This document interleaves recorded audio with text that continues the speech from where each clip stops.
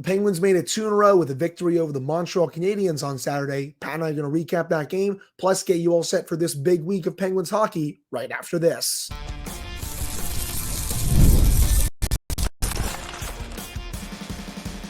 You're Locked On Penguins, your daily podcast on the Pittsburgh Penguins, part of the Locked On Podcast Network, your team every day.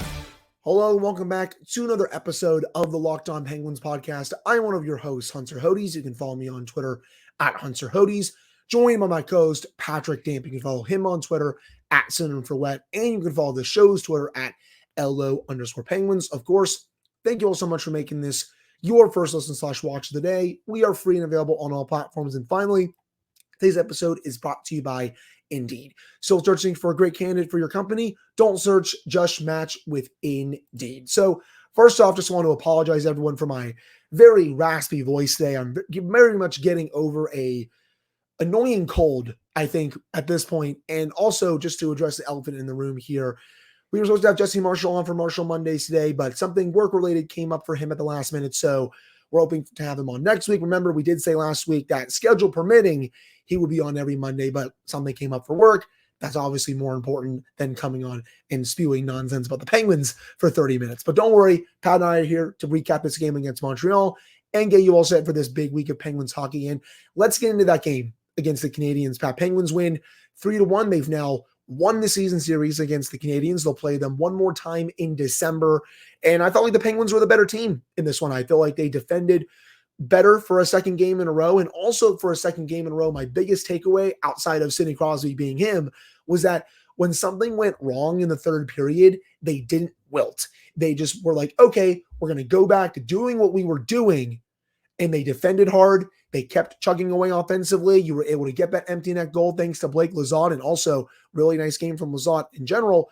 But they didn't just let that goal have them spiral and have that be their downfall. That's been one of the biggest reasons, I think, in my opinion, as to why the Penguins are where they are in the standings. Obviously, they can't defend to save their lives this year, but a big part of that is because when the smallest thing goes wrong, they spiral, and it just leads to more goals against just seconds apart. And you didn't see that in this game like you didn't see it in the Ducks game. And now I understand that the Ducks and the Canadiens are both not good teams. They're still very much rebuilding, but it's still at least nice to see the Penguins go back to doing what they were doing, not will, and continue to push the pace of play in that third period. So that was, I think, one of my biggest takeaways from this game.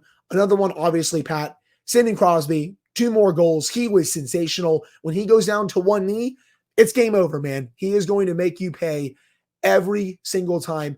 For a time before Blake Lizotte got that third goal to put the game away, Sidney Crosby had factored in, on the last 7 Penguin goals dating back to the Minnesota game. He is very much back, and if they want to make this season something, he's going to have to continue playing at this level. Great game from him once again, and it was awesome seeing him play like this.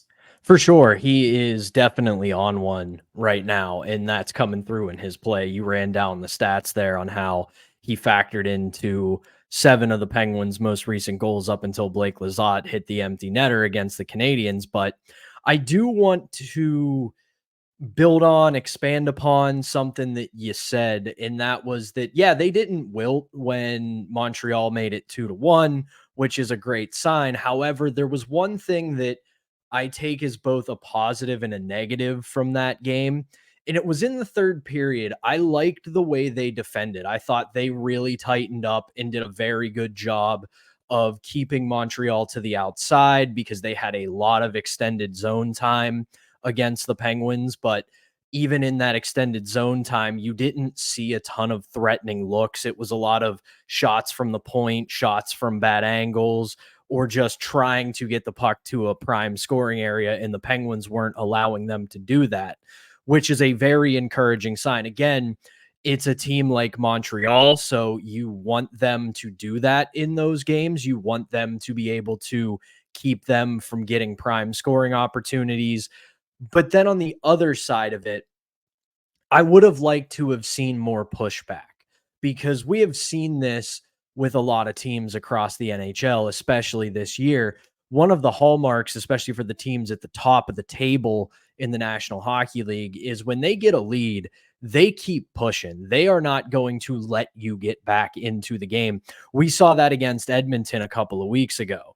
They didn't go up and then start coasting. They kept pushing the Penguins. There's a reason they're the defending Western Conference champions. And yes, a lot of that is Connor McDavid and Leon Draisaitl, who are two of the best players on the planet, but they play a style of hockey that is absolutely relentless.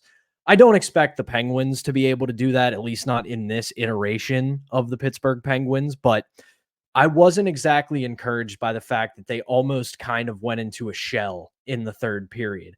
I didn't expect them to go full tilt. I didn't expect them to run up the score or anything, but I would have liked to have seen more pushback than just, okay, let's hang back, let's hold on to this lead and let's close it out.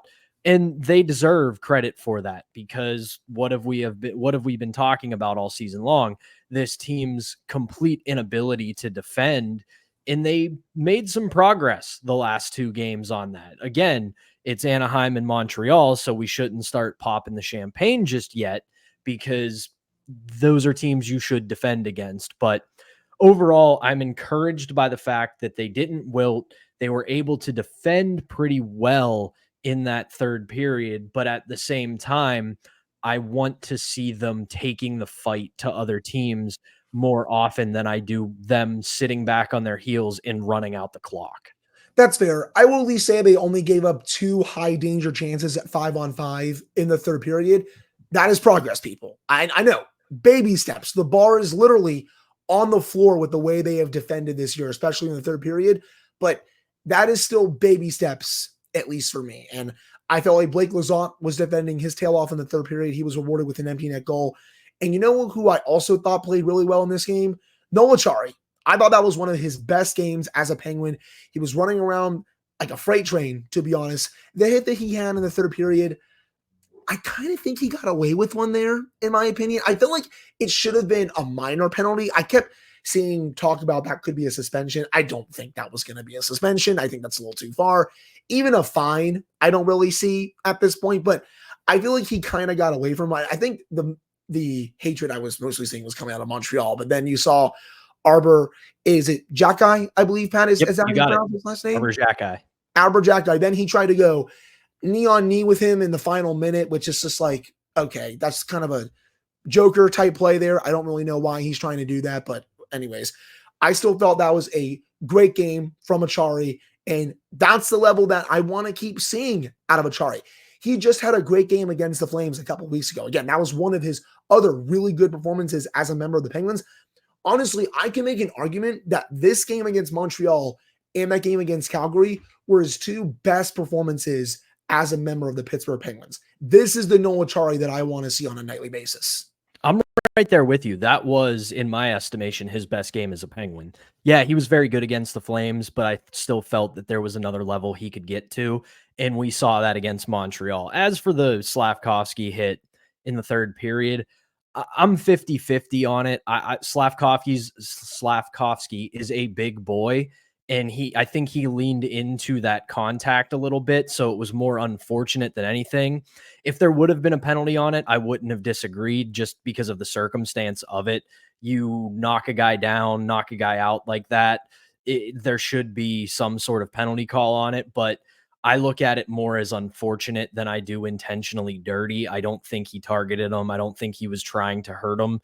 I think it was just all of the elements of making it unfortunate came together in a terrible moment. So, and you guys know, if you've listened to the show long enough, I'm not going to blindly defend the Penguins when they do something dirty. If he would have chicken winged him or targeted his head, I would have been upset that he did that in a 1-goal game, because you can't give your team that sort of disadvantage. So overall, I think it was more unfortunate than anything. But looking at his game, this is the type of player that the Penguins were hoping they were going to get when they signed Noel Acciari, and that was because you want him to be a power forward. You want him to be a menace. That's where he made his money. He was a great, maybe not great, but he was a solid power forward who was great on the forecheck, was a menace in the offensive zone, can give you that spark with some physical play, and also defends very solidly. And we saw that from him on Saturday night against Montreal.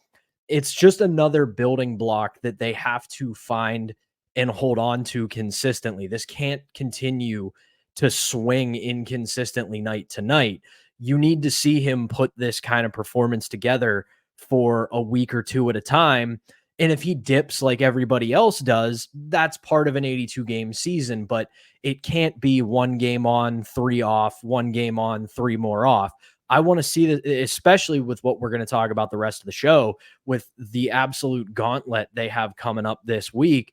He is going to have to play a big part in it. He is going to have to go up against some tough competition, and he's got to play that kind of game against them.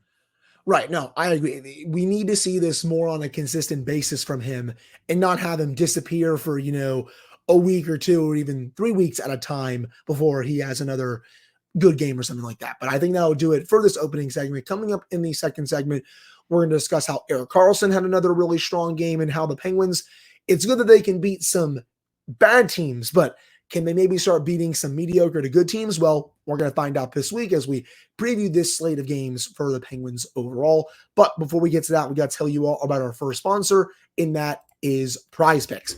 Prize Picks is the best place to get real money sports action with over 10 million members and billions of dollars in awarded winnings. Prize Picks has made daily fantasy sports accessible to all. You just pick more or less on at least 2 players for a shot to win up to 100 times your cash. Run your game all season long on Prize Picks.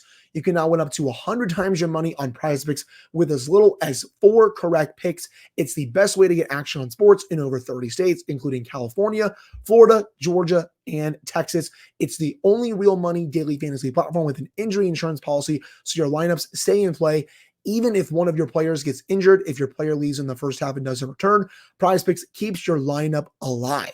You can sign up today and get $50 instantly when you play only $5. You don't even need to win to receive the $50 bonus. It's guaranteed. Prize Picks also offers weekly promotions that can lead to big payouts like Taco Tuesday. Each Tuesday, Prize Picks discounts select player projections up to 25% to provide even more value for your lineups.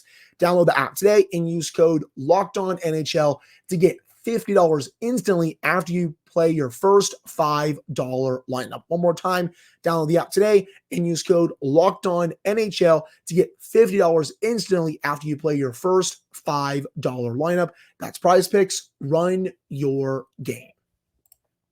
And we're not done. We still got to tell you all about our second sponsor, and that is Indeed. We're driven by the search for better, but when it comes to hiring, the best way to search for a candidate is not to search at all. Don't search, match with Indeed. If you need to hire, you need Indeed. It's your matching and hiring platform with over 350 million global monthly visitors, according to Indeed data, and a matching engine that helps you find quality candidates fast. Ditch the busy work, use Indeed for scheduling, screening, and messaging so you can connect with candidates faster. And Indeed doesn't just help you hire faster. 93% of employers agree Indeed delivers the highest quality matches compared to other job sites, according to a recent Indeed survey. You'll get a $75 sponsored job credit to get your jobs more visibility at Indeed.com/lockedon. Just go to Indeed.com/lockedon right now and support our show by saying you heard about Indeed on this podcast. Indeed.com/lockedon. Terms and conditions apply. If you need to hire, you need Indeed. All right, we're back here on this episode of the Locked On Penguins podcast. I'm one of your hosts, Hunter Hodes, joined by my co-host, Patrick Gipp. I again apologize to everyone for my very raspy voice. This is not how I normally sound. I am still trying to get over whatever the heck this cold that I got late last week over the weekend, because I guess it's that time of year overall. But getting to more stuff about this game, Erik Karlsson led the Penguins yet again in average game score. That's 2 really strong games in a row from him. I thought the eye test really matched the numbers for this game. He was great in the offensive zone. He was making good decisions with the puck. He wasn't out to lunch defensively. This is more of the level that I want to keep seeing from Erik Karlsson. It's been a very up and down season from him. Again, I felt like he started the season outside the Rangers game where really no one played well. I felt like he started the season playing some really strong hockey. It dipped pretty aggressively those next 4 to 5 games, but these last couple, he's really come on And I want that to continue this week. And in fact, it has to continue this week because the Penguins are playing some pretty decent teams. I mean, you look at the schedule this week, Pat, they play the Islanders on Tuesday on Long Island. They play the Hurricanes on Thursday in Raleigh. And then they go to Washington, D.C. on Friday to take on the Capitals. 2 of the 3 teams in there are bona fide playoff teams so far this year. The Islanders, they're not good. They're very banged up, but they still always give the Penguins fits. It doesn't matter how good or how bad the Islanders are. They give the Penguins fits every time they play them. So I want Erik Karlsson to play especially really good in those games and just, again, for the rest of the season, of course. But I felt like for this game against the Canadiens, the eye test really matched the numbers, and we're starting to see him at least string together a couple of really good performances here after a pretty rough stretch after the first few games of the season. Again, the name of the game right now for this Penguins team is consistency. We have seen flashes throughout the first 13 games that there might be something of a playoff team here in Pittsburgh, but they can't really put it together on a night-to-night basis. It's swinging so wildly. And like you said about Karlsson, the last 2 games, I think he has been fantastic. It doesn't absolve him from the start. It doesn't absolve him from his inconsistencies last year. Just like I was saying about Acciari, he has to start doing this for a week or 2 at a time for this team to go anywhere, because it doesn't seem like Letang is fully out of his funk yet. He's looked better, but he still hasn't looked quite like Chris Letang just yet. And if that's the case, you can't have Chris Letang and Erik Karlsson struggling simultaneously, because you already have to deal with a Matt Grzelcyk who is struggling mightily, a Ryan Graves who you are sheltering so you can hopefully get him back to a better level. And that leaves Marcus Pettersson, who himself has not been fantastic. And then that leaves Jack St. Ivany on your blue line, who's been fine enough, but what would you say his ceiling is? 4th defenseman? He's not a top guy. So this is crucial for the Penguins to get anywhere. And to that point, like you said, the analytics matched the eye test on Saturday night. He was very decisive with the puck. He was making the right decisions. He wasn't doing the thing that has been bugging the hell out of me all season long so far with him. He's passing in moments when he needs to pass and shooting in moments when he needs to shoot, which if you compare the start of his season, it was, okay, he shouldn't have shot there. He should have passed or dumped the puck deep, or he should have shot there, but he passed the puck or put it deep. He was making the correct decisions with the puck. And the biggest thing for me for the last few games with Erik Karlsson, with everything else aside, it looks like the legs are coming back. That was my below the surface. There is a monster lurking under my bed, whatever metaphor you want to use.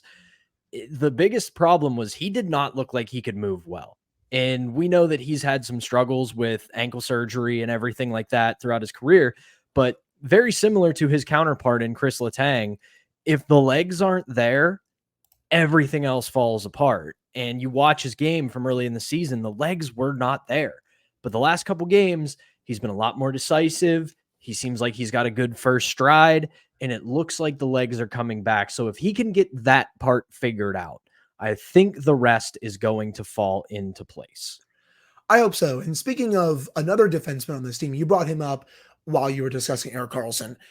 Ryan Graves, credit where credit is due. I felt he played a pretty fine game against the Canadiens. And dare I say, that fight that he had at the end, I think that's the best thing he's done as a member of the Pittsburgh Penguins ever since he signed there last offseason. The way that he was sticking up for his teammates, and everyone knows my take about fighting on this show. I'm definitely not the biggest fan of it at this point in the sport. I know that's going to ruffle a lot of people's feathers. I understand your gripes.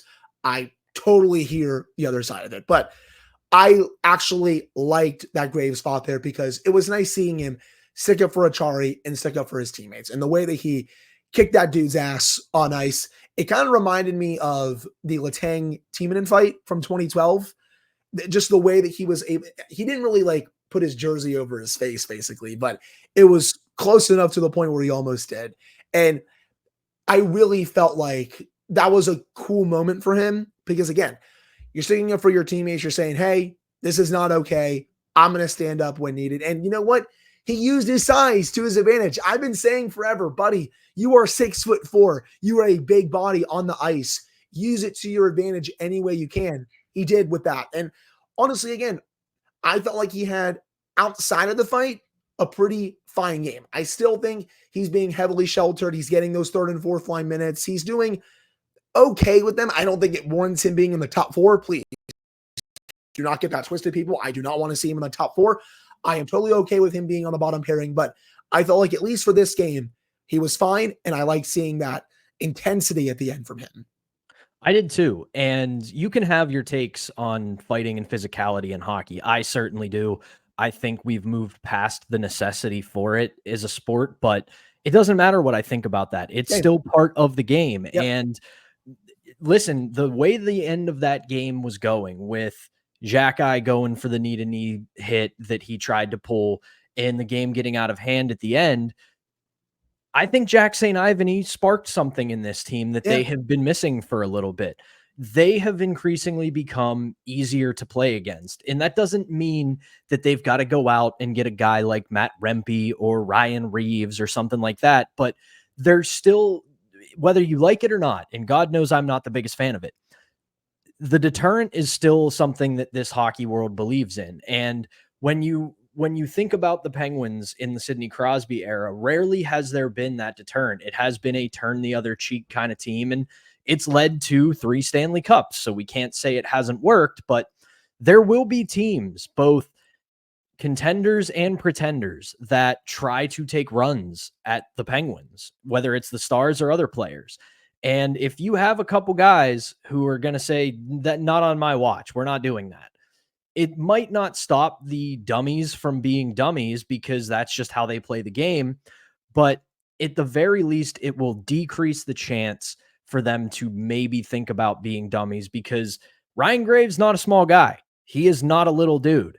And if he's coming at you with fists of fury, you might think twice, because it doesn't feel good. But it's an encouraging sign because they're willing to stand up. And when you're going to play these rebuilding teams, when you're going to play these teams in the mushy middle, there's going to be frustration that boils over, especially if the Penguins are winning. So whether we like it or not, this is still part of the game. And I will give credit where it's due overall. That was a great little moment at the end where Ryan Graves said, enough's enough. I'm going after this guy. But then away from that, he is at the very least performing to a level he needs to perform to in these sheltered minutes. And I liked his game. I thought he was in position when he needed to be. He made the right reads with pinches, and he made the right reads of when to throw a hit and when to back off. And again, like so many things we've talked about in today's episode, this is all part of the process. They're showing these little moments that they're taking steps. Now they have to continue to take them. If Ryan Graves continues to play this way and continues to improve in these sheltered minutes, maybe you give him some looks higher up in the lineup. But at the very least, the process is underway, and so far it's giving you a little bit of a return where he's starting to look more usable. He kicked Strubal's butt in that fight. And then you said it about St. Ivany. I love the spark that he provided at the end of that game too. He even said as well, enough is enough. We're not going to tolerate this. And it was nice seeing that fire come back in this team, because you're right. They have been pushed around, it feels like, a bit too often these last few years. And I don't want them to go out there and get a goon that really doesn't score or do anything else except fight. But it is nice seeing some of the more bigger and more physical players on this team say, all right, enough's enough. We're going to take matters into our own hands and say, you're not going to push us around like this. But that'll do it for the second segment. Coming up to end the show, we're going to do an early look ahead to this big week of divisional games for the Penguins, and also discuss whether the Penguins should keep together the Crosby, Malkin, Raquel line, considering now that Crosby is fully back this season. But before we get to that, we got to tell you all about our next sponsor, and that is FanDuel. Get ready to tackle the NFL action with FanDuel. That's America's #1 sportsbook. Right now, new customers can bet $5 and get $150 in bonus bets if you win. The FanDuel Sportsbook app gives you everything you need to place live bets in the NFL all in one place. So when you get a hunch in the middle of the game, you can check out the latest stats, view live play-by-play, and so much more on the same page where you place your bets. Just visit FanDuel.com to join today, and you'll get started with $150 in bonus bets if you win your first $5 bet. That's FanDuel.com. Never waste a hunch and make every moment more with FanDuel, an official sportsbook betting partner of the NFL. And we're not done. We still got to tell you all about our last sponsor, and that is Built. Listen up, renters. Ever feel like you're stuck in this loop of rent payments, just watching your money vanish into thin air? Well, it's time to turn that rent game around and start earning some serious rewards, and that's where Built Rewards comes in. It's breaking ground as a neighborhood rewards program that hooks you up with points on your rent. Every month, pay your rent and watch the Built points roll in. Use points to jet off on a dream vacation. You can also put your points towards a flight or a hotel stay with 500 plus airlines and 700,000 hotels and other properties. You can also use your points to book fitness studio classes, redeem them towards a future rent payment. They're designed to meet your lifestyle. Earn points today by paying rent right now when you go to joinbuilt.com/lockedonnhl. That's joinbuilt.com/lockedonnhl. Make sure to use our URL so they know we sent you. That's joinbuilt.com/lockedonnhl to start earning points with your rent payments today. All right, we're back here on this episode of the Locked On Penguins podcast. I'm one of your hosts, Hunter Hodes, joined by my co-host, Patrick Dam. So, Pat, it's nice that the Penguins can beat these kind of mid to flat out bad teams, right? You've beaten Montreal twice. You've beaten Buffalo. You've beaten Detroit. You've beaten the Ducks. Teams that are right with you in the standings to a bit below you in the standings. Well, it's time to see if this team can beat some teams above their weight class, at least right now. This week, you do start with the game against the Islanders, who are right around them in the standings. The Islanders have not been good this year. They can't defend. They can't score. I mean, they've been already shut out 4 times this season. This Islanders team has not been very good.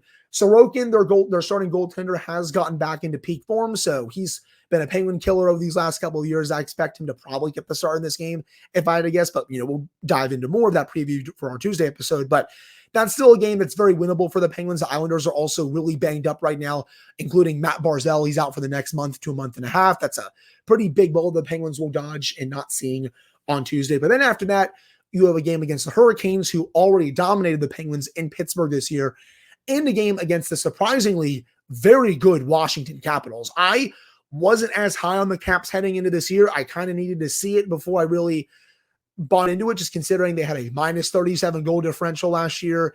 They weren't really fun to watch. I felt like they got by with mostly just really strong goaltending, but their numbers are up this year. Their goal differential is up. They're getting contributions from everyone in their lineup. Alex Ovechkin is off to a really hot start, and it looks like right now that he's going to break the all-time goal scoring record at some point this year. I had a tweet on my Twitter on Sunday saying that it may happen in the final game of the season against the Penguins. It would kind of be fitting if it did, honestly, but there's still some good tests for the Penguins this week. You won 2 in a row. You beat teams that are around you in the standings. You show that you're better than at least those 2 teams. But can you carry that momentum forward into these games against division rivals where you're trying to get your season back on track? The Hurricanes totally dominated them. I felt like that was Sidney Crosby's worst game of the year. The Capitals, those games have been pretty back and forth these last several years. The Caps will win one, and the Penguins will win one. It just kind of goes back and forth. The Islanders, you always get ready for a tough fight against them. But, Pat, what do you want to see from the Penguins in these division games as they try to, A, get their season back on track, and B, show that they can maybe beat some of these teams and punch above their weight level right now? Well, you kind of took it away from me. That's what I want to see them do. They have yet to beat a team that has a winning record or was in the playoffs last year. It's great that they're beating up on these bottom feeders, because that's what good teams do. They beat the teams they're supposed to beat. But then you have to start actually beating some teams that are going to be in the playoffs come the end of this season, or at the very least teams that were in the postseason last year. Now, here's something I was thinking about this morning. And again, I know it's early in the season. I know the Penguins have only played 13 games, and that the teams around them have played anywhere from 12 to 16. So it's not like we're deep into the season yet. But through these first month of the season, you look at the Eastern Conference standings, and this conference is wide open. Despite the Penguins' slow start, they're currently sitting 2 points out of a wild card spot, and they're 5 points out of third in the division. So it's not like this has suddenly become insurmountable and they've had a terrible start to the season that has doomed them. And you look at, except for 3 teams in the East right now, you look at the Eastern Conference, it's Florida, who's a wagon once again. You've got the Rangers, who once again look like one of the best teams in the league. And then you've got the Carolina Hurricanes, who are doing their Carolina Hurricanes thing that they do every single season. But outside of that, and you can say I'm excluding the Capitals, and I am, and I'll tell you why. I don't know how long this run is going to last for them. And you can say I don't believe in it, but the thing is, in the ebbs and flows of a season, when you have a team built like the Capitals, what they're doing, I don't see sustaining over 82 games. They're doing a good job defensively and suppressing shots, but neither of their goaltenders have over a 900 save percentage. So eventually something has to give. Either their goaltenders have to step up and start making some saves, or they're going to have to figure out a way to stop scoring goals to prevent goals because they're not getting the saves they need. Now, that I could be completely wrong. This could work and they could ride it out and they could win, but I look at the way they're playing early and I'm like, eventually something's got to change here because the team's going to figure it out. The league's going to catch up to it and it could spell trouble for them. Then you just look at everybody else in the East and it's like, this is wide open. So this week, I want to see them be able to beat some of these teams. Islanders are one of those teams right around them. Carolina, you got punched in the mouth last time that you played them. So I want to see some pride and have them pull themselves up off the mat and show that they can hang with them. And then Penguins Capitals, I don't care what the record is. This is still the rivalry. This is a game you get up for. This is a game that you want to play in. And it's a game where you don't worry about the records. You don't worry about the standings. You go into that thinking this is a rivalry game and I want to show this team that we are still better than them. So this week, at the very least, I want to see a 2-1 record. I want to see them get out of this week with 2 wins and a loss. I don't expect them to sweep all 3, especially because Carolina to DC in a back-to-back situation is going to be extremely difficult. So I can see them dropping one of those 2.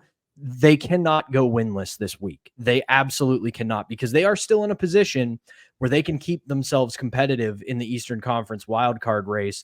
So this has to be a week where it begins, because then when you look at their schedule, you go after this week, they basically are at home for 2 straight weeks. Next week, they have Dallas and Detroit at home. And then they go to Columbus, not a far trip. They're back home against San Jose. And then the week after that, they have Tampa at home, Winnipeg at home, Utah at home. And then to close out the month, they've got Vancouver at home. Then they go to Boston. And then Calgary comes to town. So for the next 3 weeks after this one, they barely go on the road. So if you can make some hay this week, you're in a good position to start climbing up the standings. And that's where the schedule balances out, right? You had a lot more road games in the month of October, especially the Western Canada trip. Now you're getting those home games. You're right, Pat. I mean, they have a 5-game homestand in this month coming up. Again, Detroit, not Detroit. You have San Jose, Tampa, Winnipeg, Utah, Vancouver. Then you have the game against Boston right after Thanksgiving.